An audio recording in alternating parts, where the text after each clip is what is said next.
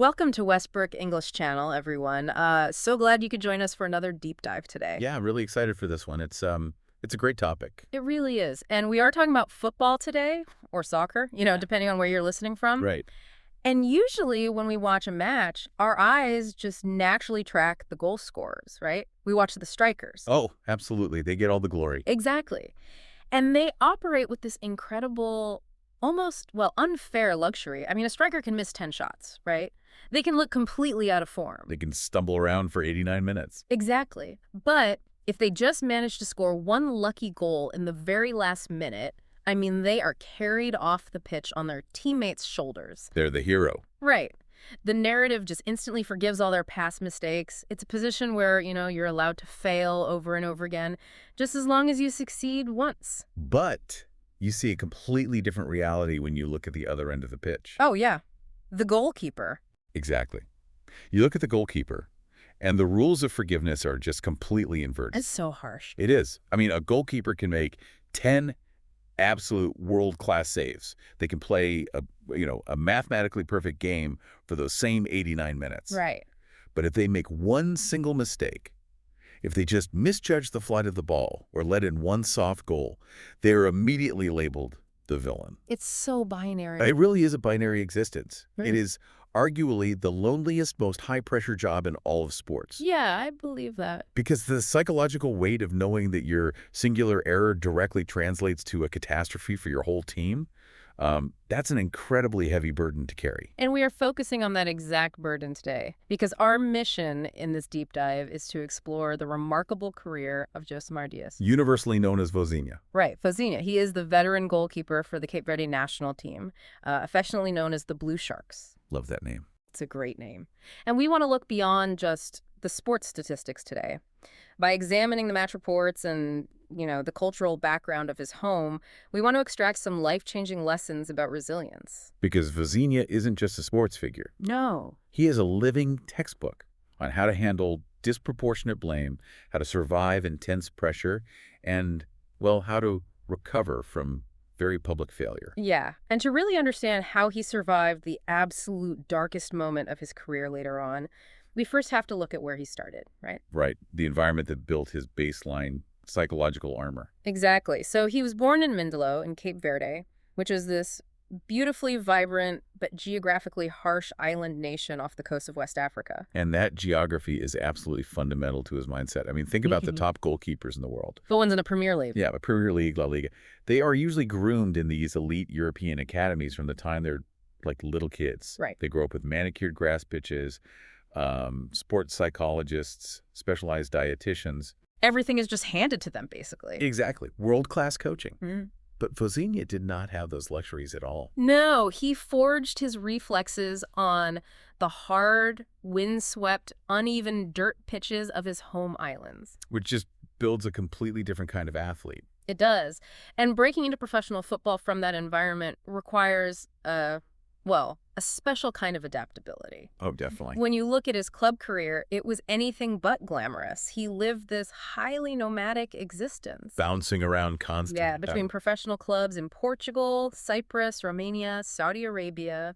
And let's just consider the human toll of that nomadic lifestyle for a second. It sounds exhausting. It is. Moving to a new country every season or two means you are constantly in a state of disorientation. Right. You have to learn new languages, literally just to communicate with the defenders standing right in front of you. That's a huge barrier. Huge. And adapt to new cultural norms. You have to prove yourself to a brand new coach who might not even know your style. In that environment, a bad game doesn't just mean a bad rating in the local newspaper. It could mean losing your starting spot. Or losing your housing.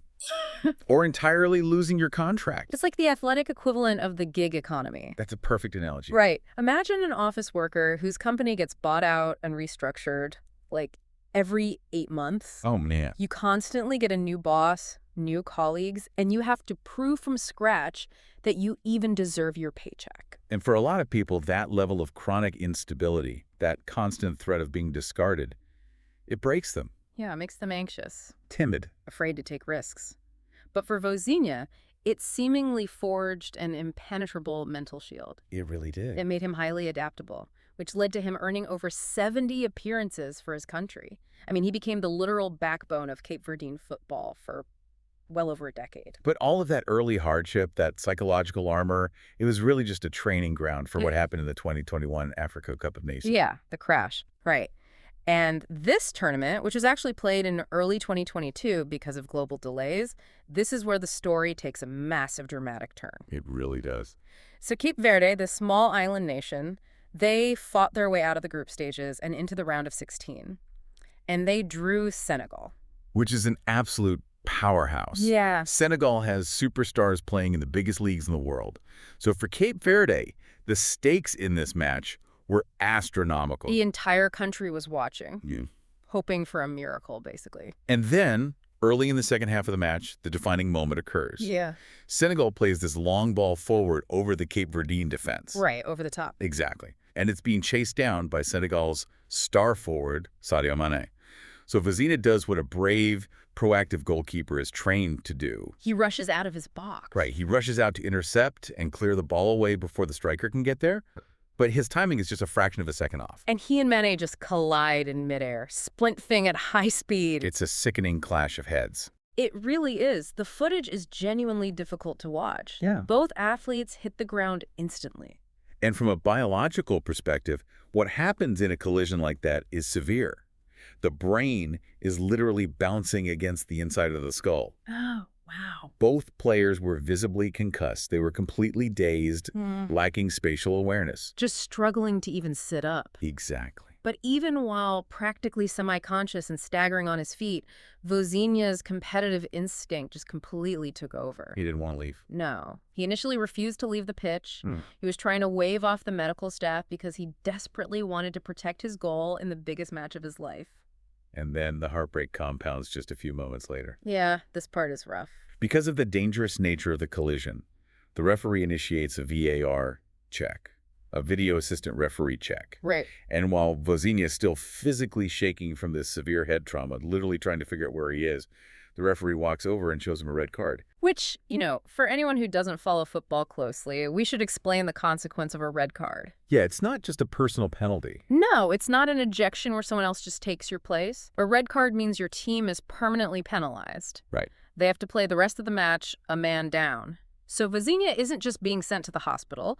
He's being forced to leave his teammates on the field with only 10 men. Against the best team in Africa. Right. It is a severe tactical handicap, and the guilt and the public humiliation attached to that are just crushing. Cape Verde lost the match, understandably, Yeah. and their tournament ended that night. And the public consensus, the narrative written by the media, was that this was just the end of the road for him. Yeah, everyone thought he was done. I mean, he was in his mid-30s, considered an aging veteran.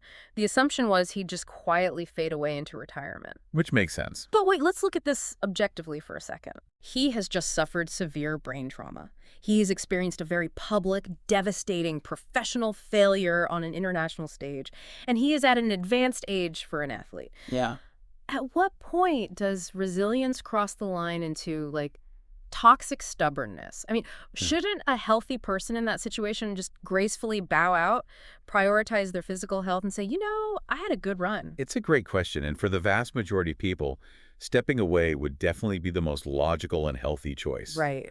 The trauma of an event like that, both physical and psychological, Yeah. it's usually enough to permanently break a player's confidence. Yeah, I'd be terrified to play again. Exactly. But Vozinha did not bow out. He recovered from his physical injuries, put his head down, and fought his way right back into the starting lineup. For both his club and his country. Yes. Fast forward to the 2023 Africa Cup of Nations, which was played in early 2024. Vozinha is now 37 years old. Wow. And in professional football, 37 is an age when almost all players are comfortably retired or playing in much slower, lower-tier leagues. Yet he is standing between the posts for Cape Verde on the biggest stage in African football. He wasn't just a mascot either, Yeah. or a backup on the bench. No.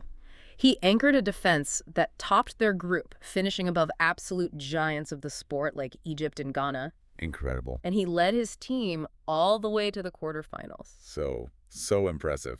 So I have to ask, mechanically, how does someone do that? Right. He comes back at 37 and dominates, but biologically, The memory of that trauma has to still be there. I mean, how is he not flinching every time he jumps for a high ball? How does he not freeze when a striker runs at him? Well, he accomplishes this through a very specific cognitive tool. In high-performance sports psychology, it's often referred to as the goldfish mentality. The goldfish mentality, like the pet fish. Exactly. So there is a popular, albeit scientifically debated myth that a goldfish has a memory span of only a few seconds. Right. And in the context of a goalkeeper, the metaphor is profound. Yeah. The core concept is that if you dwell on a mistake you made in the 5th minute of a game, you are carrying emotional baggage into the 6th minute. And the game does not stop to let you process your feelings. Exactly. The ball is still moving. The opponent is still attacking. And if you are busy feeling sorry for yourself, or your internal monologue is drowning in the panic of, I cannot believe I just did that, your reaction time drops. Your focus shatters. Right. The very next shot in the 6th minute is going to go right past you because you're mentally living in the past. Wow. So Vozinha uses a physical trigger, a somatic pattern interrupt, to achieve this goldfish mentality. Okay. When he conceives a goal or makes an error, he doesn't throw a tantrum. He doesn't scream at his defenders to shift the blame. What does he do? He literally slaps his heavy goalkeeper gloves together, adjusts his posture, and deletes the mistake from his working memory. It's a somatic pattern interrupt. I like that. Explain the actual mechanism of that, though, because that sounds like something anyone could use. Yeah, it really is. So when we make a mistake, our sympathetic nervous system triggers a fight-or-flight response. Right, our heart rate spikes. Exactly. We feel a rush of adrenaline, and our brain enters a loop of panic. By performing a sudden, sharp, physical action like a loud clap of the gloves, Vozinha is sending a physical signal to his vagus nerve and his brain. Okay. It abruptly breaks the cognitive loop of panic. It pulls his nervous system out of the past and violently anchors it back into the present moment. He basically resets the board to zero. Then that makes a lot of sense. And this psychological tool ties deeply into the cultural ethos of Cape Verde as well. Oh, really? Yeah.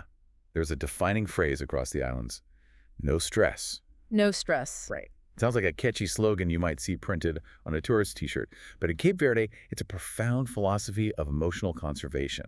Cape Verde has a history of surviving harsh climates and severe droughts. In an environment like that, you just cannot afford to waste precious calories and mental energy panicking over a bad harvest or a lack of You rain. simply have to survive the next day. Yeah, exactly. So no stress is not about being lazy, and it certainly isn't about apathy. It is a deliberate, disciplined refusal to waste energy drowning in anxiety over a past event that you cannot change. That's powerful. And Vozinha embodies this.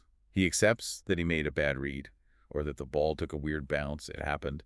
But the only thing he truly owns is his reaction to the next play. But let me push back on that a little bit. Okay, sure. If you just slap your gloves and say no stress every time you make a major mistake, aren't you doomed to repeat it? I mean, don't we need to analyze our failures so we can actually learn and grow? If one of our listeners just clapped their hands and walked away after losing a major client at work, they'd be fired by the end of the day. Yeah, that is the crucial distinction we have to make here. The goldfish mentality is about decoupling emotion from data. Okay. It does not mean you never analyze your flaws. It means you do not analyze them while the ball is still in play. Oh, I see. It's about deleting the emotional baggage and the panic in the present moment. Because if Vozinha tries to analyze his footwork while the opposing striker is winding up for another kick, he loses. He gets scored on again. Exactly.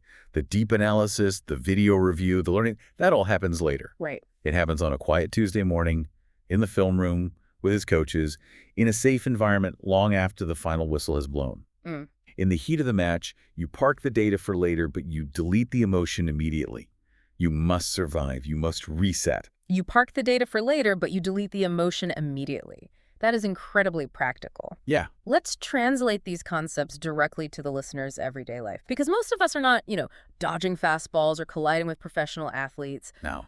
But we all face high-pressure moments where we feel like we're the last line of defense. Definitely. And one of the most powerful concepts from a goalkeeper's play style that translates beautifully to the workplace or home life is the idea of owning your box. Owning your box. Yeah.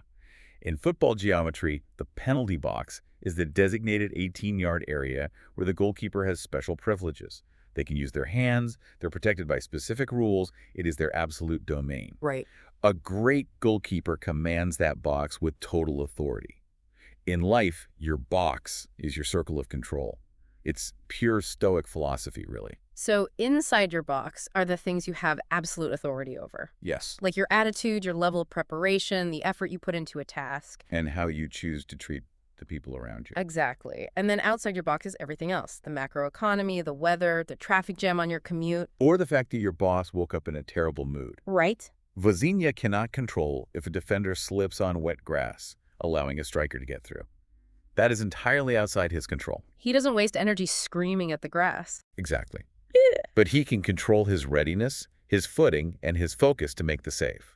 And the sources also highlight his specific style of leadership within that box, which they call quiet leadership. Yeah, I love this. Because he is not the guy waving his arms, screaming at the television cameras, or making a big, flashy show of his emotions to prove he cares. No. When the pressure gets incredibly hot, his calm energy actually stabilizes the entire team. Because panic is contagious, but calm is also contagious. Very true. It's entirely about the co-regulation of the nervous system. When the person who is the last line of defense is standing tall, breathing evenly, and focusing purely on the next task, the defenders in front of him consciously and subconsciously relax. They perform their jobs better because they know their safety net is secure. Yeah. Imagine a listener at their office, right? Okay. A massive high-stakes project has just been delayed. A major client is furious. The entire office is running around, panicking, pointing fingers, sending frantic defensive emails. Well, we've all been there. Right. You have a choice in that exact moment. You can join the chaos and add your own anxiety to the noise. Or you can act like Vozinha. You can conceptually put your gloves on, step into your circle of control, and just start doing the next right thing. Yes. You can be that stabilizing, quiet force for your colleagues by simply doing your job with steady focus. That is the perfect application. It's recognizing that the true definition of resilience is not some superhero myth where you never take a hit. No, it's not about pretending you don't feel pain or never falling down. Resilience is entirely measured by how quickly you can stand back up, adjust your gloves, and look the striker, or, the angry client, or the unexpected bill right in the eye. It's no wonder Vozinha remains the ultimate inspiration for young goalkeepers across West Africa. Yeah. When they face setbacks, they do not have to look at a billionaire athlete in Europe who never seems to struggle. They look at a man who is literally knocked unconscious, handed a red card, written off by the entire footballing world. And then came back 2 years later to shut down some of the best teams on the continent. He proves that failure is not an endpoint. It is just an event that happens during the match. Exactly. Well, we have covered an incredible journey today.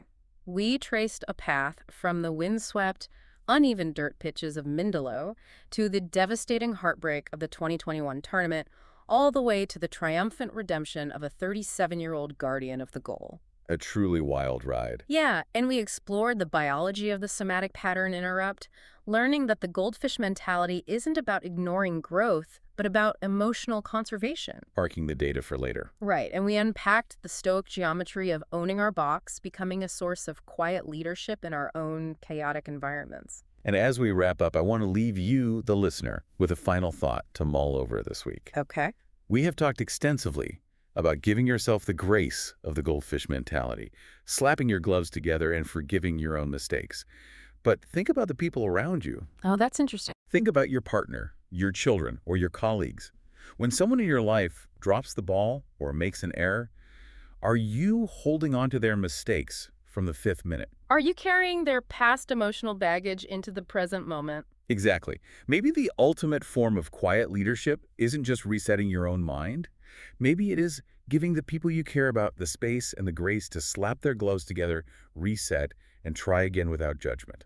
Wow, that is a fantastic point to end on. A huge thank you to everyone for joining us on this deep dive on the Westbrook English channel. We hope you take these lessons of resilience into your week ahead. Definitely. Keep your focus strictly on what is inside your box, give yourself and others the grace to reset, and goodbye, everyone. Goodbye, and keep your clean sheets.